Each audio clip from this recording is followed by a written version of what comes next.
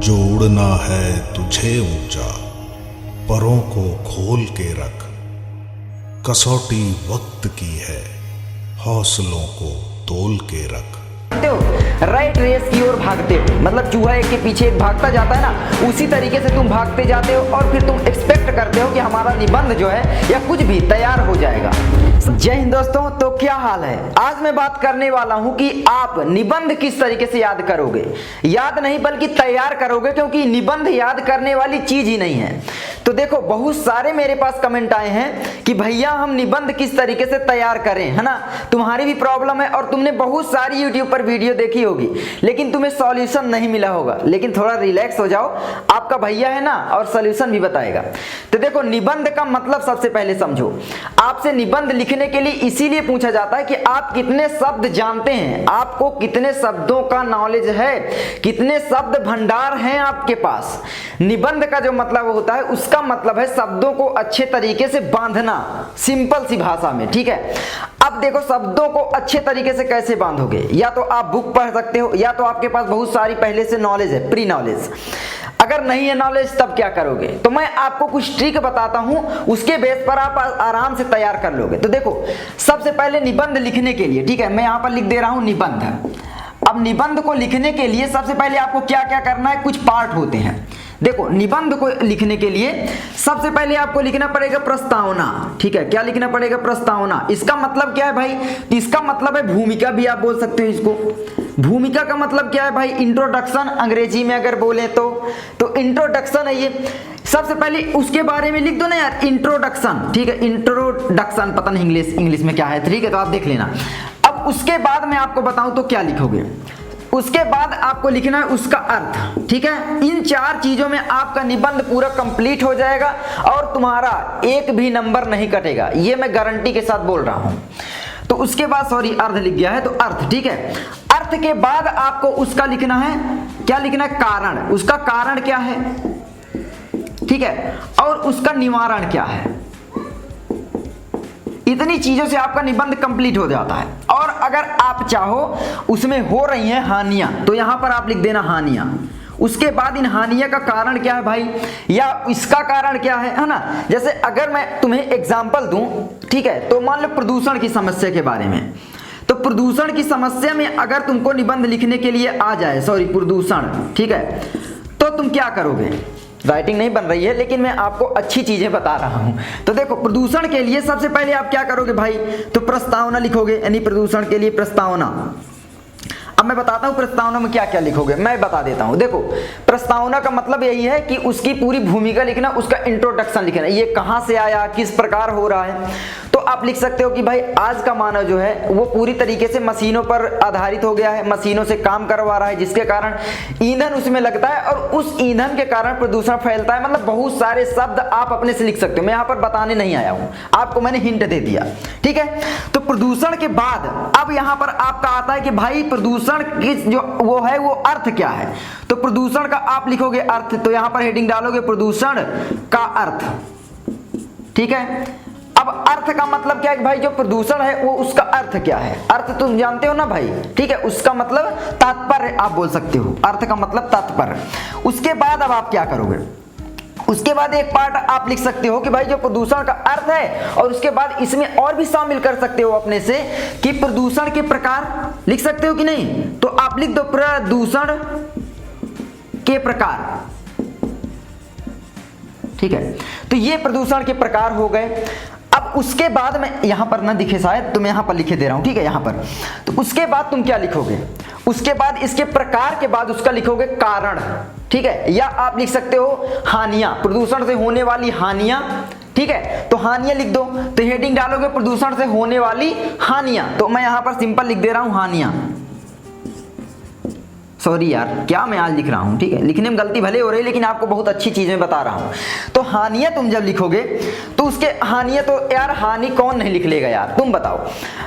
निबंध अगर लिखना है तो उसको रटना तुम भूल जाओ। अगर तुम रटने के लिए जा रहे हो तो तुम समझ लो सबसे बड़े गधे हो, ठीक है, क्योंकि निबंध को रटा जाता ही नहीं है। मान लो किसी के बारे में निबंध लिखना है, हाँ उसके लिए थोड़ा उसको पढ़ लो उसके बारे में। अब बहुत सारे बच्चे क्या करते हैं, जैसे मान लो क्वेश्चन बैंक ले ली, उस जो लिखा है उसको रटने लग जाते हैं। ये एक होड़ है। आप रैट जानते हो, रैट रेस की ओर भागते हो, मतलब चूहा एक के पीछे एक भागता जाता है ना, उसी तरीके से तुम भागते जाते हो और फिर तुम एक्सपेक्ट करते हो कि हमारा निबंध जो है या कुछ भी तैयार हो जाएगा। सभी लोग रट रहे हैं तो हम भी रटने लग गए। नहीं यार, उसका पूरा सबसे पहले कारण पकड़ो कि हमें क्यों नहीं तैयार हो रहा है। तो तुम इन सब चीजों में ध्यान ही नहीं देते हो। देख सकते हो कितना आसानी से मैंने बता दिया। हानि जब होगी उसके बाद इन हानियों का जो सॉल्यूशन तो भी बताओगे, यानी हानियां हैं, हानियां बता दी कि क्या क्या हानियां हो रही हैं, उसके बाद उसका कारण बताओगे कि नहीं बताओगे। कारण होगा तो उसका निवारण भी होगा। कोई भी परिस्थिति अगर जन्म लेती है तो उसका निवारण भी वहां पर जन्म ले लेता है, ये भी तुम समझ लो। और महाभारत में तुमने अगर देखा होगा तो सुना होगा, ठीक है। तो मतलब कोई भी कारण हो रहा है, कोई भी हानि हो रही है तो उसका निवारण भी उसी समय जन्म ले लेता है। बस हमें ढूंढने की दिक्कत होती है, लेकिन अभी हमारी सरकार ढूंढ पाती नहीं है। तो अब हम देखते हैं, कारण के बाद हमारा हो जाता है निवारण, ठीक है। निवारण देखो इसमें क्या होता है, हम रटने लग जाते हैं। अब देखो कारण क्या है कि भाई आप अपने विचार इसमें लिख दो और कुछ नहीं है निबंध में। टीचर भी जानते हैं कि भाई हर एक मनुष्य के अलग अलग विचार हो सकते हैं। तुम्हारे विचार अलग होंगे प्रदूषण के बारे में, कुछ मेरे विचार अलग होंगे। जैसे अगर नारी के बारे में नारी शिक्षा के बारे में बोला जाए तो उसमें तुम्हारे विचार कुछ अलग होंगे, हमारे विचार कुछ अलग होंगे। इसी तरीके से हर एक चीज में पॉइंट ऑफ व्यू हर एक मनुष्य का अलग अलग हो जाता है। तो इसी तरीके से इसमें भी हो सकता है। लेकिन जो निवारण है वो क्या है, जैसे अभी आप दिवाली आ रही होगी तो आप लोग पटाखे छुटाओगे, उसमें तुम लोग पैसे भी देते हो और प्रदूषण भी साथ लाते हो। पटाखे छुटाते हो, अगर उसकी जगह में अगर तुम लोग दीपक जला दो तो उससे जो फायदा होगा अपने देश के मतलब जीडीपी में, हर एक ग्रोथ में फायदा होगा। क्यों? क्योंकि कुछ लोगों को जॉब मिलेगी। लेकिन तुम लोग क्या करते हो, मशीनों से बने हुए उन पटाखों को लाते हो, यानी अपने साथ प्रदूषण को लाते हो एक प्रकार से, और पैसे देकर लाते हो और उसके बाद उनको छुटाते हो और फिर बोलते हो कि प्रदूषण की समस्या हो रही है। तो मानव जो है वो बहाने भी बनाता है और उन बहानों पर चलना भी चाहता है। अब आप बोलोगे भाई ये एक ही दिन की बात है। नहीं यार, शादी विवाहों में लोग 10-10, 20-20 हजार के पटाखे फोड़ डालते हैं, उसका कुछ अर्थ है। अगर तुम ध्यान से सोचो कि उन पटाखों का, उन फुलझड़ियों का, उन कुछ भी है, उन प्रदूषण फैलाने वाले यंत्रों का अगर अर्थ है तो क्या है, तुम मुझे एक शब्द में बताओ अगर, तो तुम्हें मिलेगा कि कुछ अर्थ ही नहीं है। तो यही कारण है कि हम लोग एक रैट रेस में चलते जाते हैं। मतलब किसी मार्कर गिर गया, मतलब कि अगर कोई चल रहा है उस रास्ते में तो हम भी चलें। अगर किसी की शादी हो रही है और वो 10,000 का पटाखा छुटा रहा है तो हम भी छुटाएं। यही रेस चलती जाती है। कोई 20 गाड़ियां कर रहा है तो हम भी करें, है ना। तो यही कारण है कि तुम लोग निबंध को तैयारी नहीं कर पाते हो। मतलब कि क्या करते हो, जो दूसरे बच्चे कर रहे हैं, दूसरे स्टूडेंट कर रहे हैं, वही तुम करने लग जाते हो। यार इसको तो याद हो गया, हो सकता है उसका जो याद करने का तरीका है दूसरा है, तुम्हारा दूसरा हो सकता है। किसी का पढ़ने में सुबह मन लगता है, किसी का पढ़ने में शाम को मन लगता है।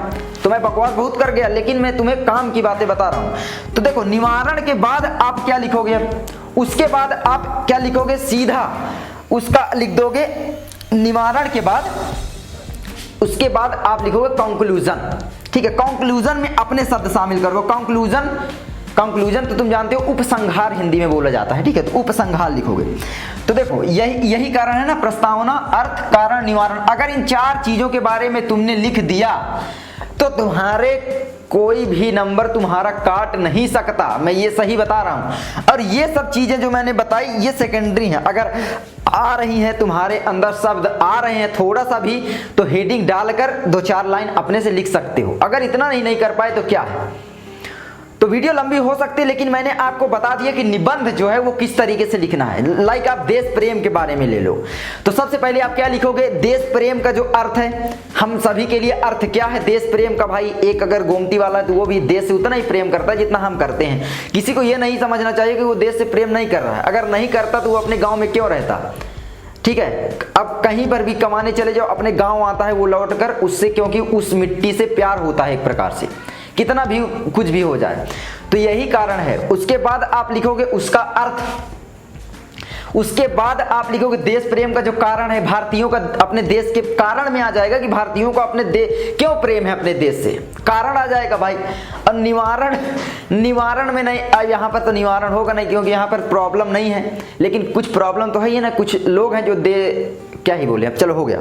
तो इस तरीके से तुम निबंध तैयार कर लो, ठीक है, समझ गए। मतलब देश प्रेम की स्वाभाविकता लिख सकते हो, बहुत सारी हेडिंग है। अगर आप बुक पढ़ोगे तो उसमें हेडिंग तुम्हें मिल जाएंगे और उसके बारे में अपने से लिखने की प्रैक्टिस करो, ठीक है। अगर हम प्रैक्टिस नहीं करते, सबसे बड़ी गलती होती है यही, प्रैक्टिस करो। अगर नहीं आए तो तुम मुझे बताना, सबसे पहले प्रैक्टिस करो।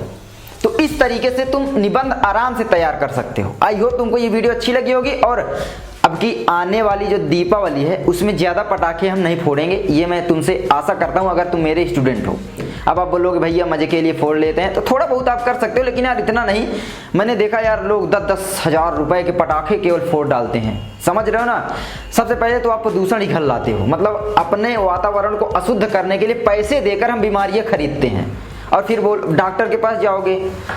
तो ये सारी चीज़ों को थोड़ा यार बैलेंस करके अगर चला जाए तो सब ये सॉल्यूशन हो सकता है, लेकिन हम लोग सॉल्यूशन पर ध्यान ही नहीं देते। तो ये सारी चीज़ें थी जो मैंने आपको बता दिया कि प्रदूषण की समस्या मैंने बता दी, और जो निबंध है उसको किस तरीके से तैयार किया जाए। मेरी बातें आपको थोड़ा सा बोरिंग जरूर लगी होंगी मुझे लगता है, क्योंकि मैंने बहुत सारी चीज़ों के बारे में बात कर दी है इतने मिनट में। तो मैं मिलता हूँ आपसे अगली वीडियो में। किसी भी टॉपिक पर वीडियो चाहिए तो नीचे कमेंट खाली है वहाँ पर कर दो, और वहाँ पर तुम्हें वीडियो मिल जाएगी उस टॉपिक पर, इसी चैनल पर। और मेरा जो मैथ वाला चैनल है क्लास 10th मैथ, लर्न मंत्रा क्लास 10th मैथ के नाम से, उस पर जाइए और उस पर मैथ की वीडियो शुरू से आ रही है। और मैं इन 2-3 महीनों में तुम्हारी पूरी मैथ कंप्लीट करवाने का दावा किया हूँ।